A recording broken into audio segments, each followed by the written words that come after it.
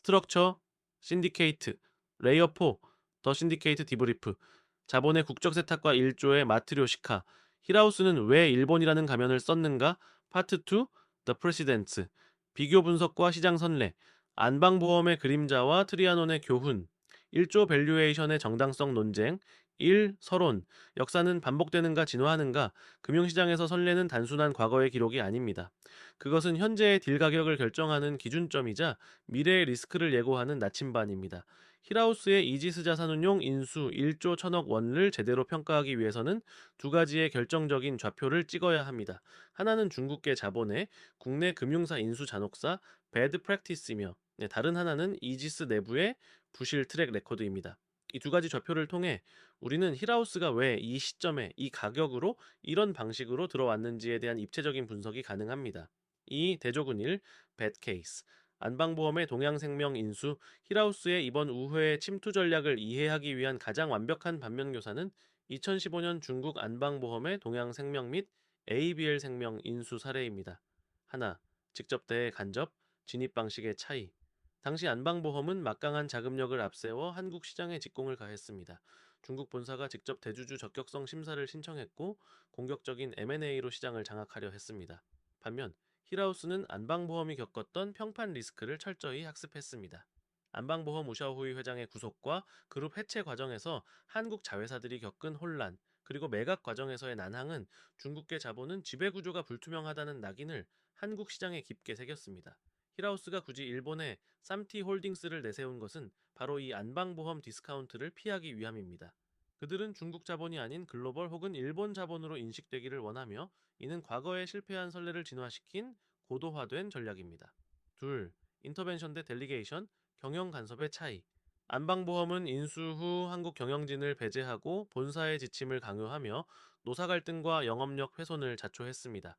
히라우스는 이를 반면교사 삼아 이지스 자산운용의 현 경영진을 당분간 유지하거나 삼티홀딩스를 통해 간접적으로 관리하는 느슨한 결합 형태를 취할 가능성이 높습니다. 이는 PMI 과정에서 발생할 수 있는 마찰 비용을 최소화하려는 의도입니다. 3. 내부 선례. 트리아논 사태와 밸류에이션의 괴리. 이번 딜에서 시장 참여자들이 가장 의아해하는 지점은 바로 가격입니다. 이지스 자산운용은 현재 창사 이래 최대의 위기를 겪고 있습니다. 그 중심에는 독일 프랑크푸르트의 트리아논 빌딩이 있습니다. 하나, The Fact. 이지스가 설정한 공모 펀드가 투자한 트리아논 빌딩은 자산 가치 하락으로 대주단으로부터 기한이익 상실을 통보받았고 강제 매각 절차에 돌입했습니다. 개인 투자자들의 대규모 원금 손실은 확정적입니다. 둘, The Impact. 통상적으로 운용사의 핵심 펀드가 이 정도 규모로 부실화되면 운용사 자체의 기업 가치, 엔터프라이즈 밸류는 급락해야 정상입니다. 신규 자금 유입이 끊기고 펀드레이징 리스크, 기존 고객의 이탈 리뎀션이 발생하며 금융당국의 제재 가능성이 열리기 때문입니다. 그렇다면 히라우스는 왜 망가진 트랙 레코드를 가진 이지스에 1.1조 원이라는 PBR 1배를 훌쩍 상회하는 프리미엄을 지불했을까요? 여기서 우리는 운용사 GP 가치와 펀드 LP 성과의 디커플링 현상을 목격하게 됩니다. 하나, 히라우스의 계산. 히라우스는 이지스가 실패한 개별 딜, 프로덕트를 사는 것이 아니라 이지스가 지난 10년간 구축해온 시스템, 팩토리를 사는 것입니다. AUM 60조 원을 달성하기 위해 구축한 인적 네트워크, 부동산 소싱 채널, 금융주선 능력은 트리아논 사태 하나로 증발하지 않는다는 판단입니다. 둘, 비교 사례. 글로벌 시장에서 블랙스톤이나 KKR이 부실 자산운용사를 인수할 때도 유사한 패턴을 보입니다. 그들은 과거의 부실, 레거시 애셋은 배드뱅크처럼 따로 떼어내어 정리하고 건전한 자산과 운용 역량만 흡수하여 리브랜딩합니다.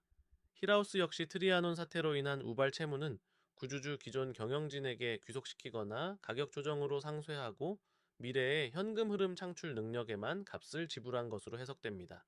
4. 시장 비교. 블랙록의 철수와 히라우스의 진입. 흥미로운 점은 과거 세계 최대 자산운용사인 블랙록 역시 루머일 수 있었으나 이지스 자산운용 인수를 검토했으나 철회했다는 사실입니다. 웨스턴 PE의 관점, 영미권 자본은 리글 리스크와 컴플라이언스를 최우선으로 둡니다. 그들 눈에 이지스의 공격적인 사세 확장은 내부 통제 미비로 비쳤을 것이며 오너 부재 리스크와 복잡한 이해상충 문제는 딜 브레이커였습니다. 아시안 PE의 관점, 반면 히라우스는 그로우스 포텐셜과 네트워크에 더 큰 가중치를 둡니다. 그들은 아시아 시장 특유의 관계 중심 비즈니스를 이해합니다. 이지스가 한국 시장에서 가진 압도적인 점유율은 서구권 자본이 보기에는 리스크지만 힐하우스가 보기에는 대체 불가능한 해자입니다. 이 차이가 바로 블랙록이 떠난 자리에 힐하우스가 들어온 이유입니다. 힐하우스는 리스크를 감수하고서라도 한국 시장 1위라는 타이틀을 통해 아시아 포트폴리오의 마지막 퍼즐을 맞추고자 하는 강력한 유인을 가지고 있습니다. 소결.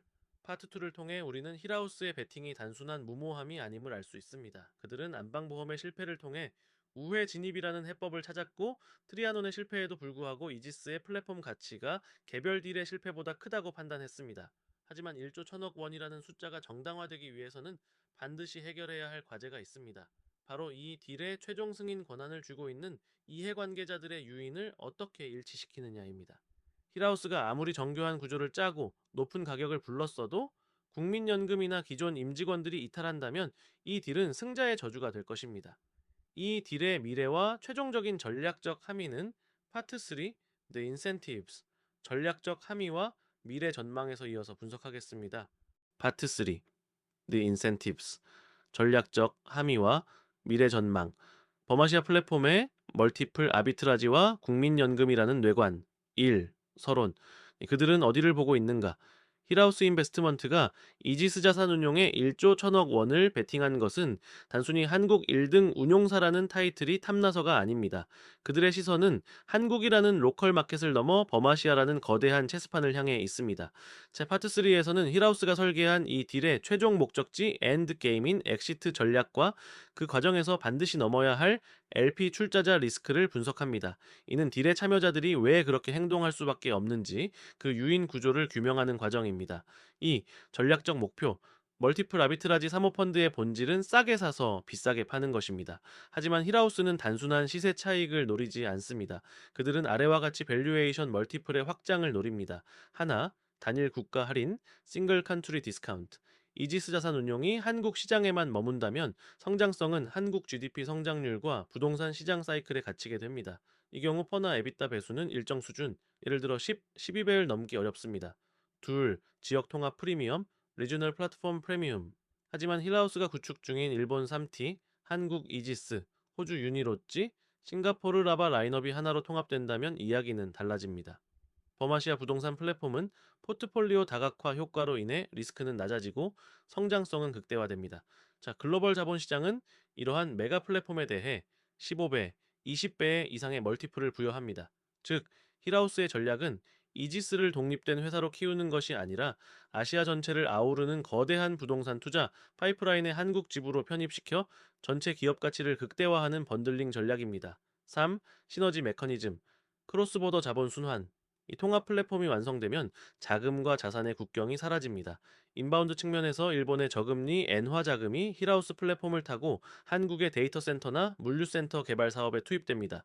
또한 아웃바운드 측면에서 한국의 국민연금이나 공제회 자금이 이지스를 통해 호주의 기숙사나 인도의 물류 허브에 투자됩니다.